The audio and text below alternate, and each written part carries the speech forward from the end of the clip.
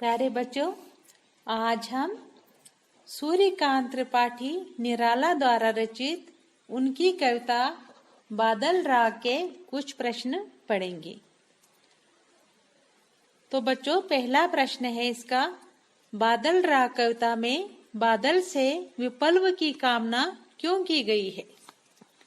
इसका उत्तर है, निराला जी की इस कविता में बादल से विप्लव की कामना इसलिए की गई है क्योंकि बादल हवा पर तैरते हुए पानी के समुद्र का रूप लिए जब भयानक गर्मी से तपती हुई पृथ्वी पर बरसता है तो सभी प्राणियों को गर्मी से राहत मिल जाती है।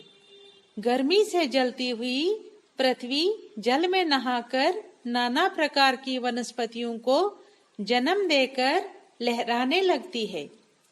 किसानों के खेत जो गर्मी के कारण सूखे रहे होते हैं, बादल के बरसने से वे भी हरे भरे हो जाते हैं।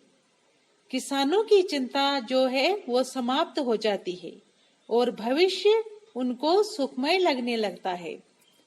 बादल बरसने से गर्मी से शीतलता और सूखे से हरियाली, अभाव से समृद्धि और निराशा से आशा, दुख से सुख की ओर तथा हानि की जगह उनको लाभ होने लगता है।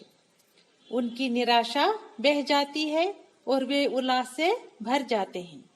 कहने का भाव यह है कि वर्षा के बाद की स्थिति वर्षा में पहले की स्थिति से बिल्कुल पलट जाती है। इसलिए बादल से विप्लव अर्थात क्रांति की कामना की गई है, क्योंकि क्रांति से भी साधारण जनता का शोषण करने वाले तो कष्टमय हो जाते हैं, परंतु शोषितों को शोषित वर्ग से मुक्ति मिल जाती है और उनका जीवन जो है वो सुखमय हो जाता है। तो बच्चों, दूसरा प्रश्न है इसका, हर प्रकार से सुरक्षित संपन्न होते हुए भी शोषक वर्ग विप्लव गर्जन से क्यों भयभीत हैं, अर्थात क्यों डरे हुए हैं? विप्लव गर्जन से सुरक्षित और संपन्न शोषित वर्ग इसलिए भयभीत हो जाता है क्योंकि क्रांति को रोक पाना उनके लिए संभव नहीं होता।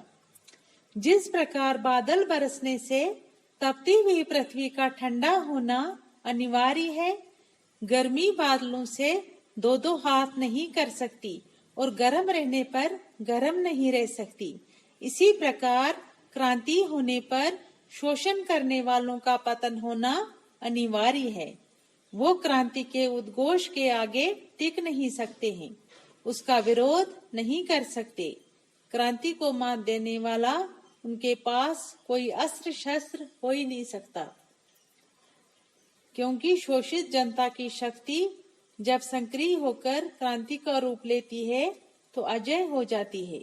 उसे रोक पाना शोषित वर्ग के बस की बात नहीं हुआ करती। इसलिए शोषक वर्ग विप्लव गर्जन से भयभीत हुआ करता है। तो इसका आगे का क्वेश्चन है, प्रस्तुत कविता का मुख्य संदेश क्या है?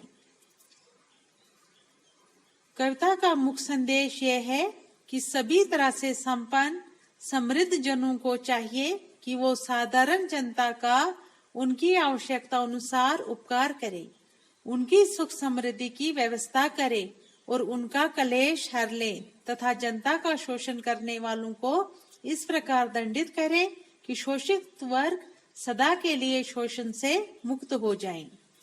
संपन्न लोगों को चाहिए कि वो उन परिश्रम करने वाले किसानों और मजदूरों की निस्वार्थ भाव से सहायता करे, उन्हें सुख पहुंचाए। जिस प्रकार बादल निस्वार्थ भाव से उमड़कर बरसकर किसानों मजदूरों की मनोकामनाओं को पूर्ण करता है, उनके कलेश को हर लेता है और उनको समृद्धि से भर देता है। उनके खेत लहराने लगते हैं और वे खुशी से झूमने लगते हैं। बादल ऐसा करते हुए क्रांतिकारी के रूप में कार्य करता हुआ जहां शोषण करने वालों को भयभीत कर जनता को शोषण से मुक्ति भी दिलाता है। यही कविता का मुख्य संदेश है।